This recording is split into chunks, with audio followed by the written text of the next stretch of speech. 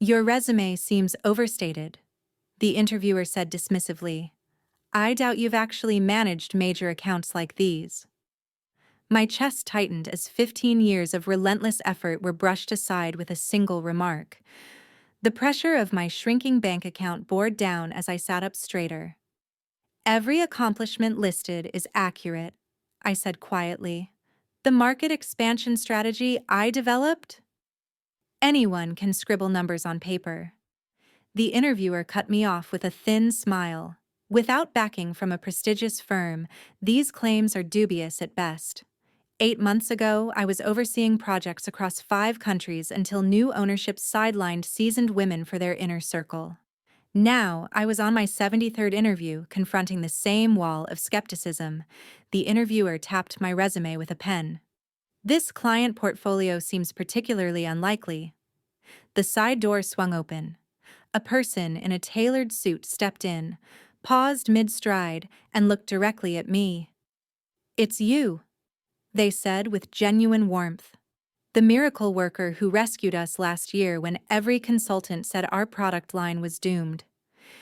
Your strategy completely transformed our results." The interviewer's mouth opened slightly. "That's precisely why I'm here today," the client continued. "We want to triple our investment with your firm. Is she joining your team?" That would close the deal immediately. Before I continue this unbelievable story, I need you to understand something. Have you ever been underestimated? Ever had someone gauge your value before you even spoke? If you've felt that sting of injustice, you'll want to stay until the very end. Because what unfolds next didn't just change my life, it reshaped an entire industry. My name is Aviva Renault. At 42, I had built my career in international market strategy from nothing. Growing up in a small Midwestern town where girls were expected to marry young and stay local, I defied expectations by juggling 3 jobs to fund my business school education. My analytical mind, paired with genuine empathy for consumer needs, became my professional hallmark. I'd honed the ability to spot patterns others missed and convert those insights into profitable strategies. But sitting in that interview room at TGR Advisory, none of that mattered to Philomena Oswald, the chief talent officer, whose pencil-thin eyebrows remained raised throughout our conversation. After the client, Elias Bowen, CEO of one of North America's fastest-growing consumer goods companies, exited the room, Philomena's entire demeanor shifted. Her rigid posture softened, the critical edge in her tone vanished. "Well, this is certainly unexpected," she said, adjusting her glasses. "Elias is notoriously hard to impress. Tell me more about how you worked with his company." I took a measured breath. I designed their Southeast Asian market entry strategy last year. Their previous consultants had advised against expansion, citing cultural barriers, but I pinpointed specific regional opportunities they'd missed. Philomena nodded enthusiastically, as if she hadn't spent the previous 20 minutes questioning my abilities. "Fascinating. And the results? 37% growth in their first 2 quarters, outperforming initial projections by double digits." "Impressive," she said, scribbling notes. "We should expedite your application. In fact, with your experience, we might consider you for our senior director position. The compensation would be very generous." The whiplash from contempt to courtship gave me emotional vertigo. Just moments ago, she had practically called me a liar. "The position requires someone who commands respect," she continued, oblivious to the irony. "Someone with gravitas." I watched her rewrite our shared reality in real time. The dismissive interviewer was gone. In her place sat an enthusiastic advocate who had recognized my potential immediately. As she outlined next steps, my mind drifted back to 8 months earlier. I had been executive strategy director at Crest Innovations when a venture capital firm acquired us. The new CEO, Preston, called me to his office on a Tuesday morning. "Aviva, your track record is stellar," he'd said while examining his cuticles, "but we're implementing a more aggressive growth model requiring different leadership chemistry." Translation: the boys' club was closing ranks. Within 6 weeks, all 5 female directors were replaced by men from Preston's network. Most had less experience, but the right energy for the new vision. My severance package was generous, designed to prevent lawsuits rather than honor contribution. At first, I had been confident my experience and results would carry me. Finding a new position seemed inevitable. But 73 interviews later, I had encountered countless versions of Philomena, people who couldn't reconcile my achievements with their perception of who should have earned them. "We could have an offer ready by tomorrow," Philomena said. "Now, I'll just need to confer with the executive team, but after Elias's endorsement, it's practically a formality." I looked at her, noting how her earlier contempt had vanished completely. "That's quite a shift in perspective," I said carefully. She laughed lightly. "Well, Elias is our highest billing client. His opinion carries enormous weight, and my extensive experience didn't." Her smile faltered. "I hope you understand that we have to be thorough in our vetting process. Many candidates exaggerate their accomplishments. You weren't being thorough." I interrupted quietly. "You decided I was unqualified the moment I walked in." "That's not true," she protested, color rising in her cheeks. "I was simply asking challenging questions. You called my achievements far-fetched and questionable. Those weren't questions. They were accusations." Philomena straightened papers that didn't need straightening. "Perhaps there was a miscommunication, but what matters now is that we're very interested in bringing you on board." I gathered my portfolio slowly. "I appreciate that. When can I expect to hear about next steps?" Her relief was palpable.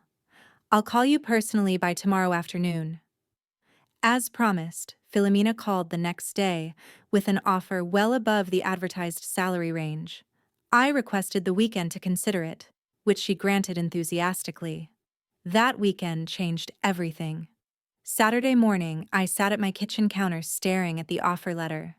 The compensation would solve my immediate financial worries, but something felt off. I thought about all the qualified people, especially women over 40, who had been dismissed without an advocate to champion them. My phone chimed with a message from Nisha Dar, my former colleague from Crest Innovations. We'd been meeting monthly for coffee since the acquisition. "Still on for tomorrow? Have news?" her text read. The next morning at our usual cafe, Nisha radiated excitement. At 56, she had an energy that belied her age and a wisdom reflecting 3 decades in business intelligence. "I've been consulting with 3 former Crest clients," she revealed. "They all asked the same question. Why isn't there a firm that combines data intelligence with cultural insight? The big firms have the numbers but miss the human element." I nodded, recalling how often our recommendations at Crest had been challenged by executives who couldn't see beyond spreadsheets. "So," Nisha continued, leaning forward, "I've been thinking, what if we created that firm? You, me, maybe bring in Yara for her digital expertise." Yara Okonkwo had been our digital transformation lead at Crest, another casualty of the acquisition. "You mean, start our own company?" I asked. "Exactly. Between us, we have contacts across 4 continents. My severance is still intact, and I'm guessing yours is too." I pulled out the TGR offer letter and slid it across the table. Nisha scanned it and whistled. "Impressive figure, but your face tells me you're not thrilled." The interviewer spent 20 minutes telling me my experience wasn't credible until their client walked in and recognized me, and now they're desperate to hire me, I said. Nisha nodded, understanding immediately. "Classic.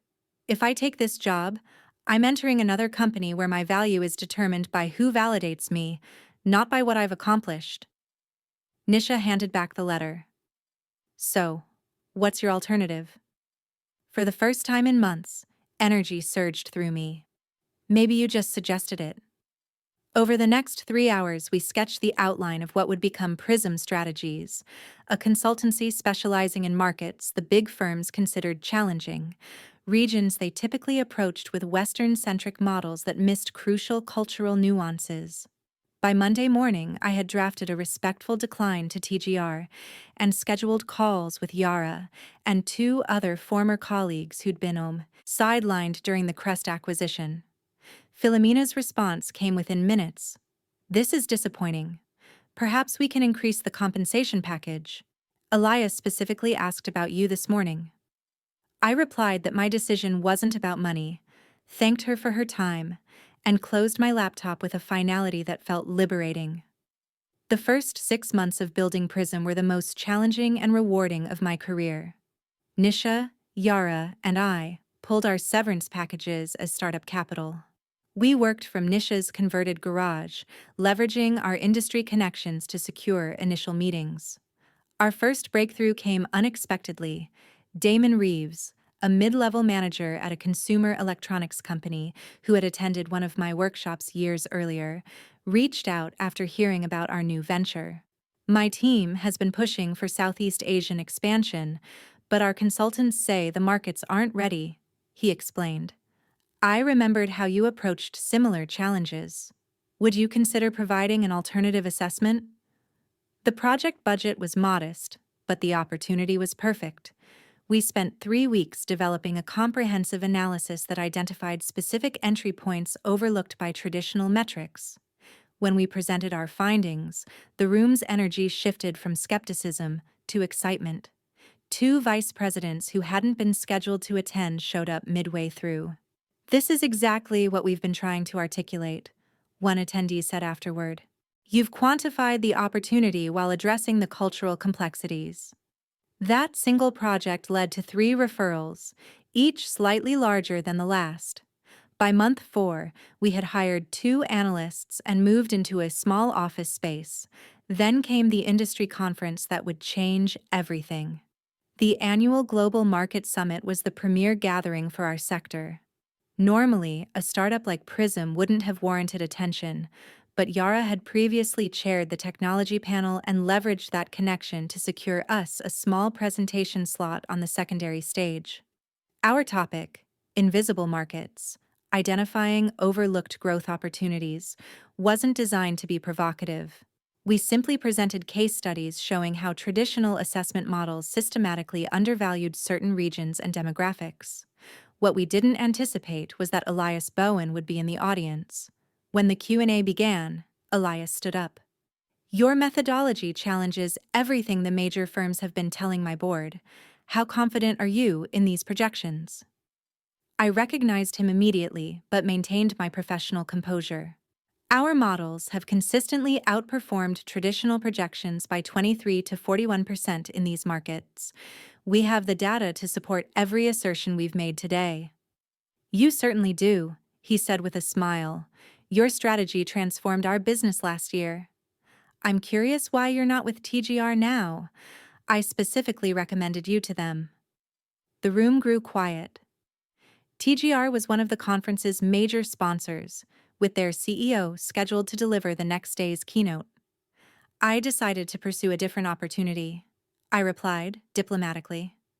Elias nodded thoughtfully.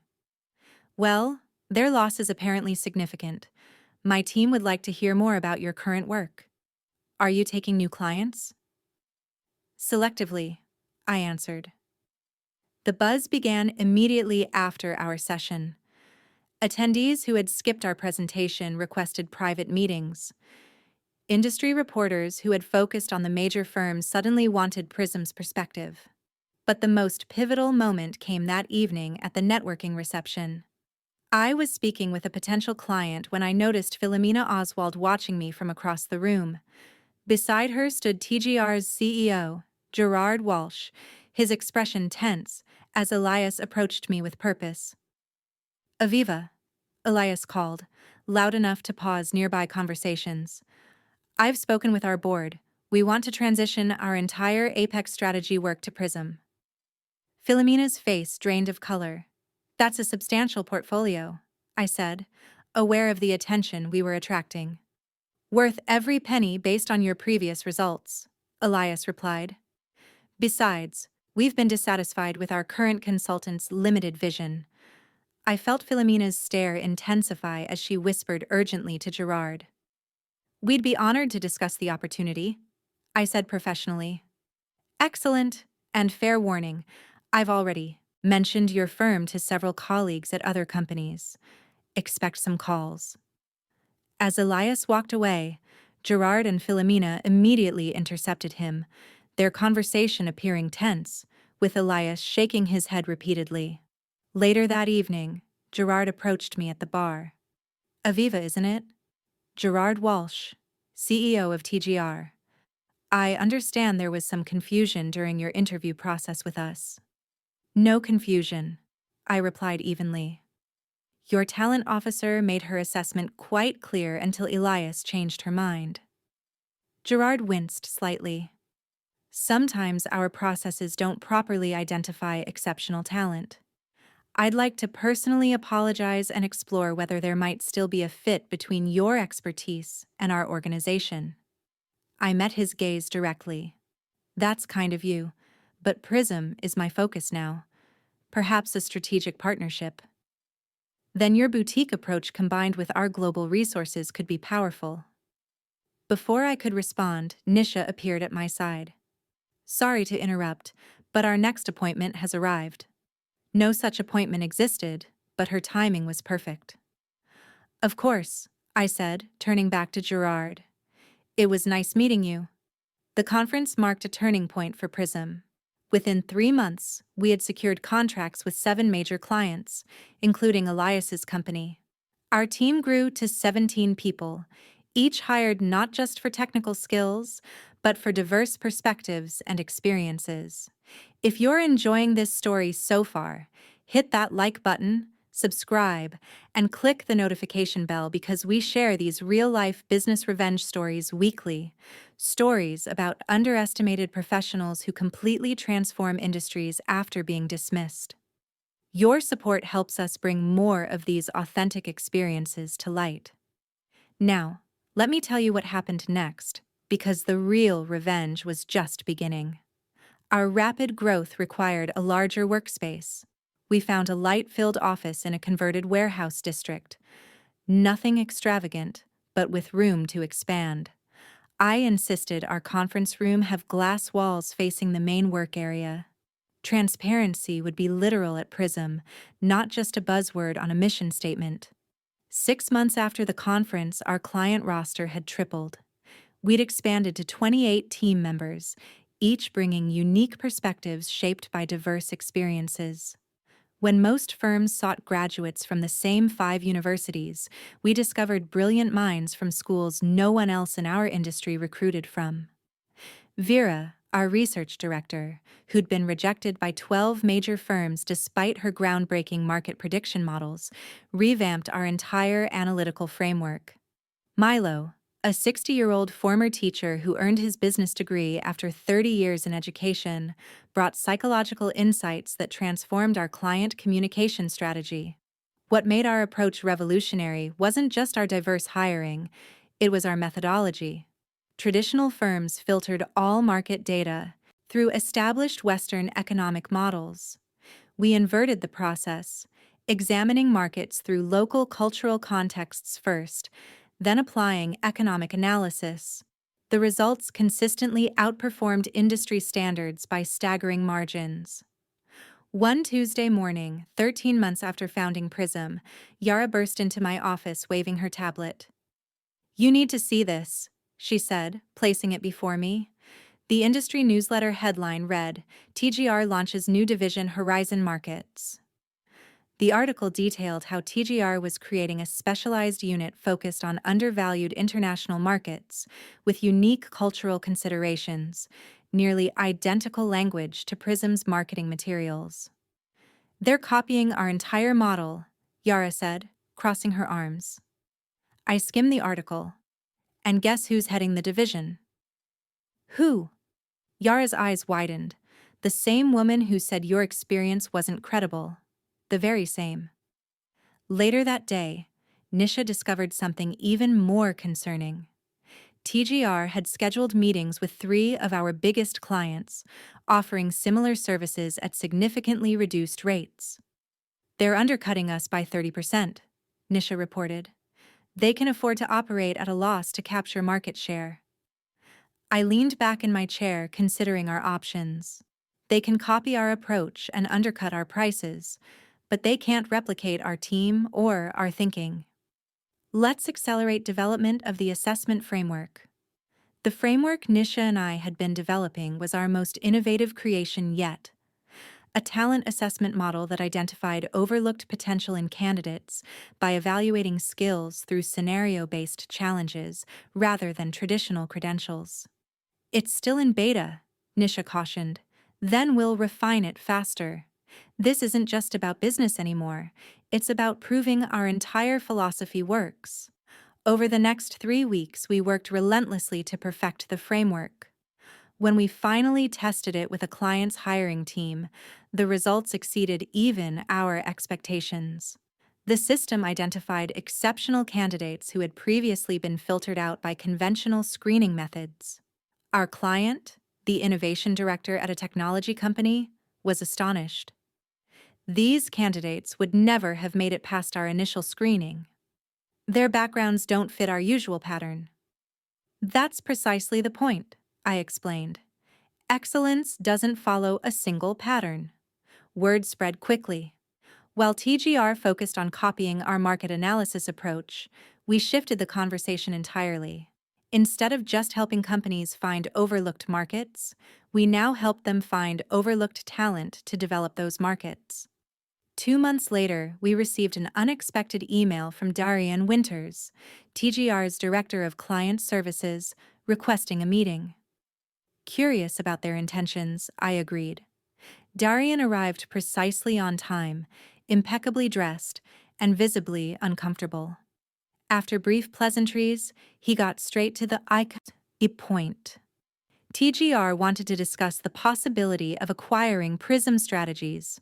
Our board believes there could be significant synergies between our organizations, he said. I kept my expression neutral despite my surprise. That's an interesting proposition. May I ask what prompted this interest? Your growth has been remarkable, he replied carefully. Your methodologies, particularly your talent assessment framework, have generated considerable attention in the industry, the same methodologies TGR is currently attempting to duplicate. He shifted in his seat. There may have been some parallel development, but our leadership recognizes that your team has a unique approach that would be valuable to our organization. I see. And who proposed this acquisition? It was a board-level decision, he said, avoiding my gaze. Gerard Walsh is personally interested in discussing terms with you. I nodded slowly. Please tell Gerard I'm open to a conversation. However, I'd like the initial meeting to include whoever will be overseeing integration should an acquisition move forward.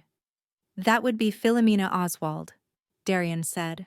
She's now our Executive Vice President of Strategy and Integration. I smiled. Perfect. Please set up the meeting at your earliest convenience. After Darian left, Yara and Nisha peppered me with questions. Are you actually considering selling to them? Yara asked incredulously. I'm considering hearing what they have to say, I replied. Nisha studied my expression. You have something in mind. Let's just say I was curious about how Philomena would approach this meeting. The meeting was scheduled for the following Thursday at TGR's headquarters. I arrived 15 minutes early, accompanied by Nisha and our recently hired legal counsel, Imani. The receptionist guided us to a large conference room where Gerard Walsh greeted us warmly while Philomena stood slightly behind him, her smile not quite reaching her eyes. Aviva, wonderful to meet again, Gerard said.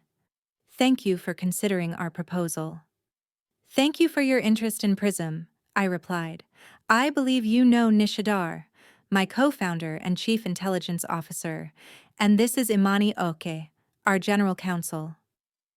After introductions, we settled around the table, and I noticed Philomena had positioned herself directly across from me. Before we begin, I said, I'd like to understand TGR's vision for Prism post-acquisition, specifically how you see our methodologies and team integrating with your existing structure. Gerard nodded to Philomena, who straightened her posture before speaking. We envision Prism becoming our innovation hub, she said smoothly. Your methodologies would be scaled across our global operations, while your core team would lead knowledge transfer to our existing departments and our talent assessment framework, the one that identifies overlooked candidates.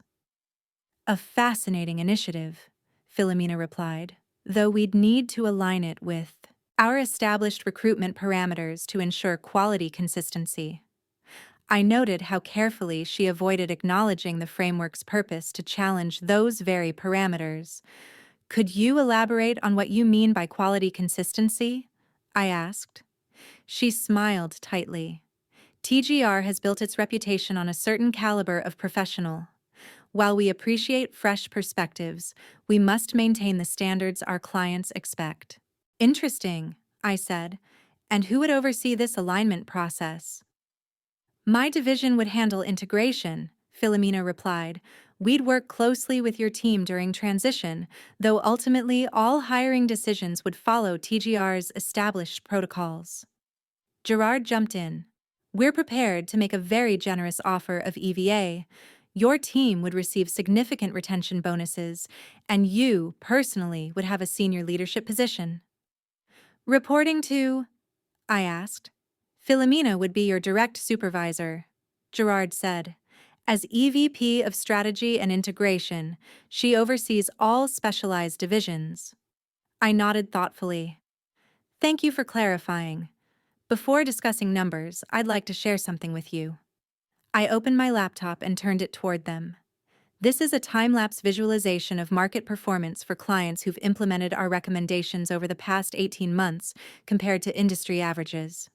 The animation showed dramatic outperformance across multiple sectors and regions.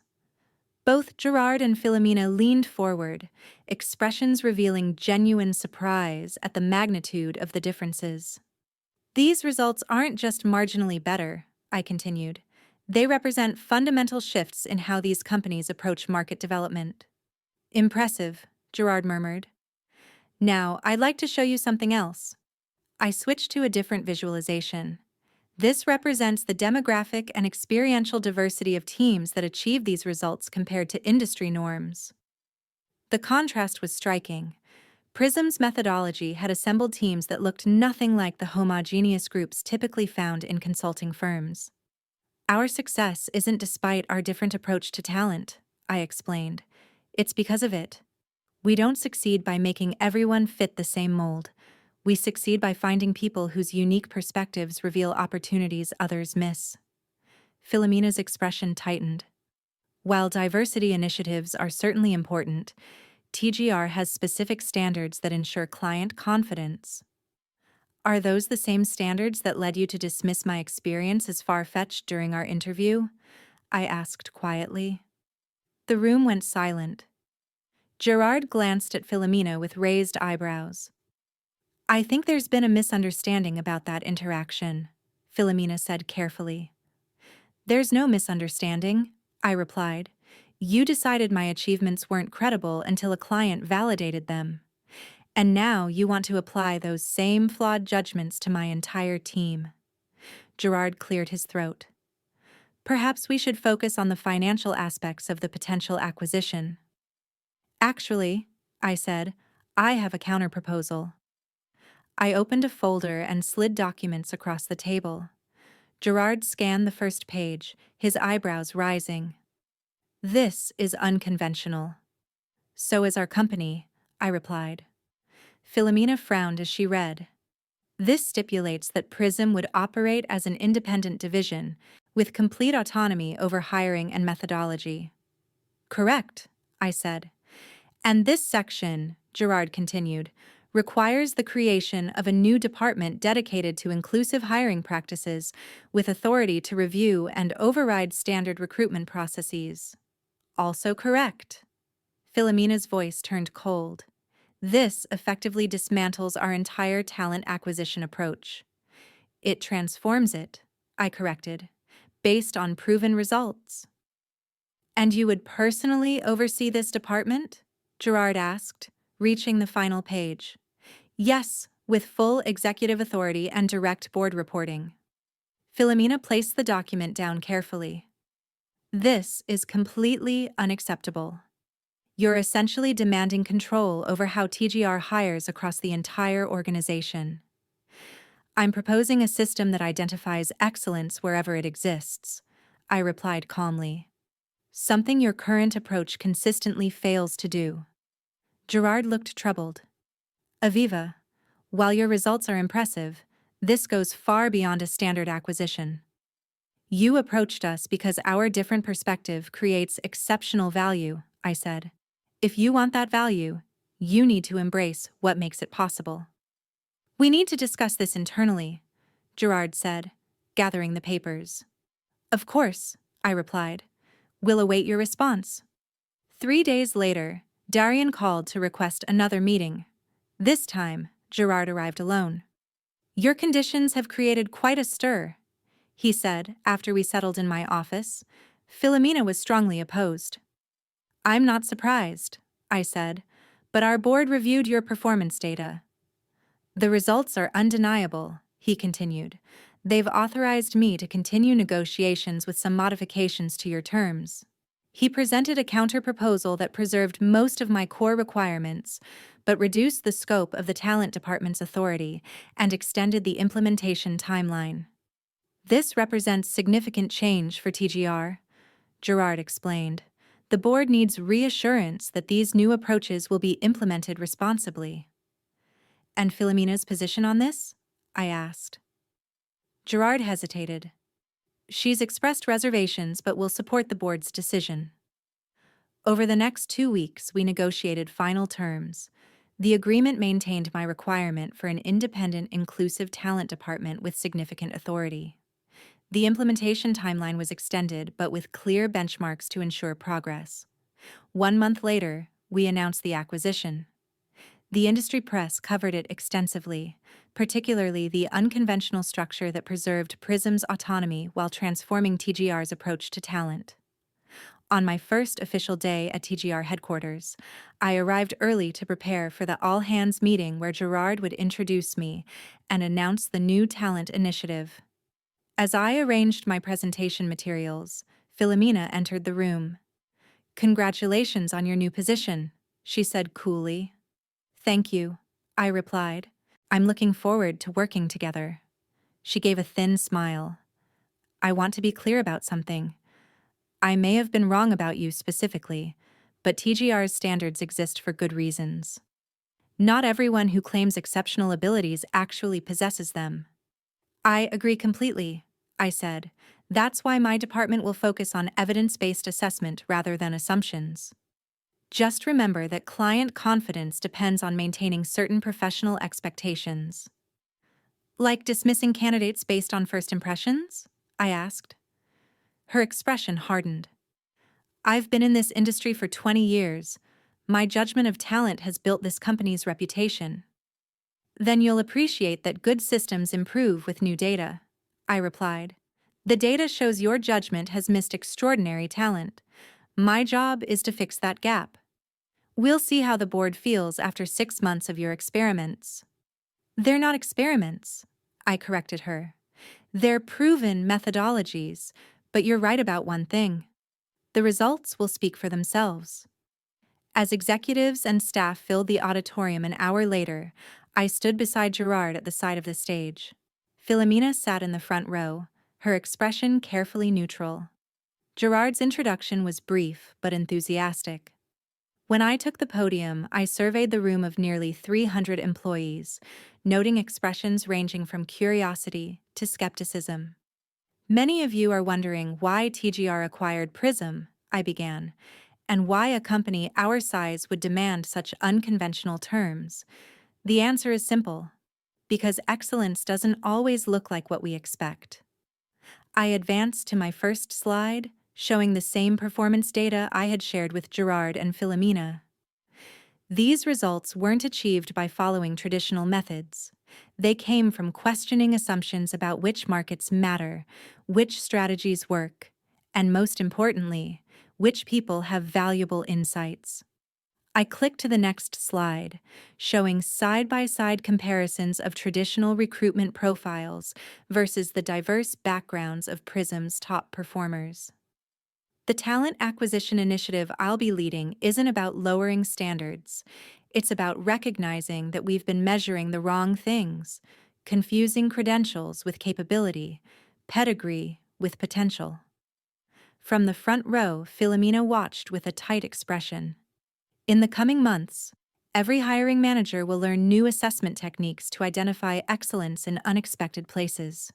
Every rejection will require evidence-based documentation explaining why a candidate couldn't perform the actual job functions. I paused, making eye contact with people throughout the room. Some of you may be uncomfortable with this change. That's natural. But I'm not here to replace TGR's culture with Prism's. I'm here to help this company recognize talent it's been programmed to overlook. Talent that will drive unprecedented growth. As the presentation concluded and applause filled the room, I noticed Philomena slip out a side door. Our confrontation was far from over, but the transformation had officially begun. The following weeks brought expected resistance. Several senior managers complained that the new assessment requirements were burdensome and unnecessary. Philomena quietly supported their objections in management meetings. But everything changed 6 weeks later when our first cohort of new hires, all selected through the Inclusive Talent Framework, completed their initial projects. Their results outperformed traditional hires by measurable margins across every department. At the quarterly board meeting, I presented these outcomes alongside projections for continued improvement. The data was unambiguous. Identifying overlooked talent wasn't just morally right.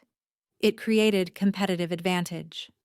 After my presentation, one board member turned to Philomena. "Why haven't we been hiring this way all along?" She had no answer. 3 months later, TGR's client satisfaction scores reached their highest levels in company history. Our new approach to talent had transformed not just who we hired, but how we served clients. The most satisfying moment came 1 year after the acquisition. I was working late when Philomena appeared in my office doorway. "Do you have a minute?" she asked, her usual confidence noticeably absent. "Of course," I replied, gesturing to a chair. She sat carefully. "The Eastern Europe expansion project, the team you assembled, they identified opportunities no one else saw. They did excellent work." "I agree," I said. "One of the analysts, Teresa, your system flagged her potential even though I had rejected her application twice." Philomena paused. "She's brilliant." "Yes, she is." She looked down at her hands. "I've been reviewing all the candidates I rejected over the past 5 years who were later hired through your department. The pattern is disturbing." "In what way?" I asked. "I consistently dismissed people who didn't fit a certain profile regardless of their capabilities," she said, meeting my eyes directly. "Including you." I waited, letting her continue. "I need to ask you something," she said. "When you proposed this acquisition, was it always about changing how we identify talent? Was that your actual goal?" I considered my answer carefully. "When you dismissed my experience that day, you weren't just rejecting me. You were reinforcing a system that consistently overlooks certain kinds of excellence. My goal wasn't to become your boss or prove you wrong.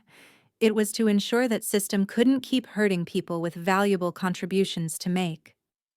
Philomena nodded slowly. "I requested a transfer to lead our Asia-Pacific division."